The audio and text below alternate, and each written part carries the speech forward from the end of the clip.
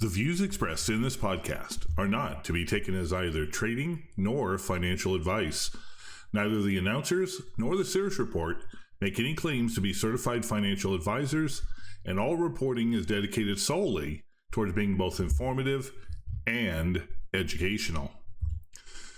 Greetings, everyone, and welcome to the Sirius Report Market Wrap-Up for Monday, September 23rd, 2024. My name is Ken Shorgen, and today we're going to take a look at pretty much a relatively flat day in the markets. The after effects of the FOMC and the rate cut announcement have pretty much died out, and everything really is looking at either some type of October surprise, which we normally get during a market collapse, or just sort of hanging on until the election comes and the outcome of it. Of course, the market's going to go up and down depending on what the polls say, but we'll leave that to the daily announcements, and we'll bring it to you as if they decide to rear their heads. So without further ado, let's take a look and see how the markets fared. Taking a look at the equity markets, they were all in the green today, although in a relatively tight range. The Dow was up 61 points, or 0.15%, to close out at 42,124, and the S&P 500 was up 16 points, or about 0.3%, of close out at 5718. Meanwhile, the Nasdaq was up just under 26 points to close out the day at 17,974. In the bond markets, well, as we carried on from last week, minus Friday was an interesting day. I forgot to mention it was quad witching options expiration. So the bond market yields were pretty much scattered all across the board, but today they're back to what they normally were to show if the Fed is going to cut rates, which means the back end of the curve yields are starting to spike. The 10-year was up 0.023% at 3.751, and the 2-year is up 0.013% at 3.587. In the dollar, well, the dollar today did get above the 101 handle, but summarily found its way back down underneath to close out at 100.93 on the DXY against a basket of currencies. It was up 20 cents overall, and the dollar remains in a range between, I would say, 101.10 and 100.4. In the gold markets, well, gold remained high in the green, but silver got beat like a baby seal. Gold ended the trading day up $6.10 to $26.28, a new closing all-time high, while silver was down 51 cents to $30.72. Now, India reports record gold imports in August. We know that central banks are buying gold, but India has shown itself, especially since they slashed their import duty in July. India has suddenly gone gangbusters to buy gold again. India reported record gold imports for August after the country slashed its import duty. India ranks as the world's second largest gold consumer, behind China. In July, the Indian government cut taxes on gold and silver imports by more than half, lowering duties from 15% to just 6%. The domestic gold price fell 6% month over month after the lower duty went into effect, even as the dollar price of gold increased. As expected, the government's move spurred a big jump in gold demand. And one of the reasons I think India is reopening up gold purchases, they use the higher import duties to try to suspend consumers from buying gold. They know that the dollar is in flux right now, and that gold held by the consumers is going to be more beneficial to the country. In the crypto markets, well, over the last 24 hours of trading, we had a slight decline in Bitcoin and another move higher in Ethereum. Bitcoin was down 0.25%, closing out the trading day of the last 24 hours at 63,463, while Ethereum was up again another 3%, 3.19% to be exact, at 2664. Oil, however, was the one commodity outside of silver that saw the red pretty much from the opening of the NYMEX. WTI crude ended up the day down 63 cents at 70.37, while Brent crude was down 31 cents at 74.18. Taking a look at what we've got for this week. Well, today we've got the S&P Global Services PMI and Manufacturing PMI, which we're going to take a look at here in just a moment. Tomorrow we've got the Case-Shiller Home Price Index year over year, consumer confidence, and then on Wednesday we've got new home sales, initial jobless claims, durable goods orders are going to take place on Thursday, along with, yes, that wondrous GDP. Then going into Friday, we've got personal income and the University of Michigan sentiment report. So let's go back to the manufacturing PMI. PMI plunges to 15-month lows while prices are soaring again. Despite strength in hard data relative to expectations, PMIs disappointed in the early September print, with both services and manufacturing falling.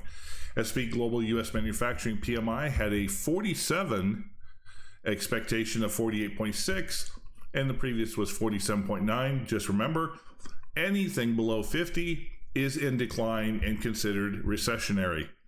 S&P Global Services PMI was at 55.4, which is down, but not as much as expectations. Europe had their PMIs today, and they plunge after the Olympics hangover.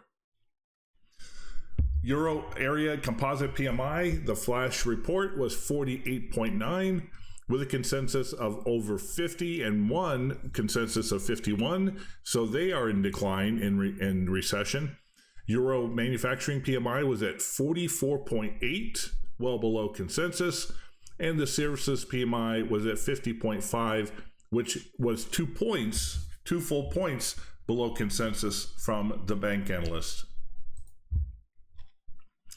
Well, the U.S. is proposing another new rule banning Chinese tech in connection to vehicles over the threat of national security risks. Modern vehicles have GPS tracking, cameras, microphones, and other optical sensors connected to the internet. If Chinese-made software and hardware were integrated into these vehicles, there's a genuine risk America's highways could be flooded with rolling spying machines. But since we already have that from the U.S. government, does it really matter? And for the fact that cyber hackers, as well as those who are willing to sell to the highest bidder, what does it really matter? The Biden-Harris administration getting tougher on China, well, that to me tells that they're not expecting to win the election. To show the American people that they mean business with Beijing, despite the fact that they sold the farm to Beijing, especially the president, whose son was deeply involved in making deals with the government. So, just normal political kabuki theater, but the reality is that the more that the U.S. cuts off China, we're already seeing this in Germany, we're already seeing this in other parts of Europe, especially France. The more they cut off from China, the more their economies are going to deteriorate even faster. Well, the SEC had an interesting speech by Gary Gensler recently, and they may have let slip at what the true financial status of the country is. According to one of the comments that was mistakenly included in the speech was this: I strongly recommend that a sentence be placed here or somewhere in the first part of the speech. That was actually annotated in the transcript. And the reason that they wanted a sentence to be placed here was, quote, to reassure markets that you are not making the speech because you think there is an imminent crisis. So why would you put that sentence if the expectation was the markets weren't even thinking that to begin with? These internal comms were quickly deleted from sec.gov, but not before the page was archived for posterity. The slip-up reveals anxiety amongst regulators over messaging. And as we know from the FOMC and Jay Powell's press conference last Wednesday, their ability to sway and push a narrative and push the message is far more important than the actions that they actually do. Because most of Wall Street is run by high-frequency trading computers and algos that are tied directly to headlines, speeches, and the like. Moving forward, the future of finance. A fintech startup launches an AI ETF that allegedly is to emulate Warren Buffett, Stanley Druckenmiller, and David Tepper.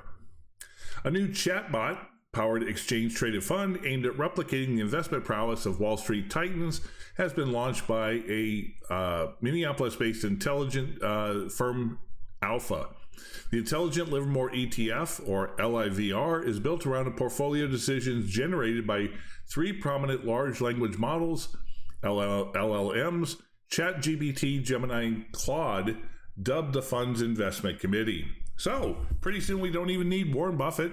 We don't need hedge fund managers. We don't need anybody, because everything's going to be run by the bots.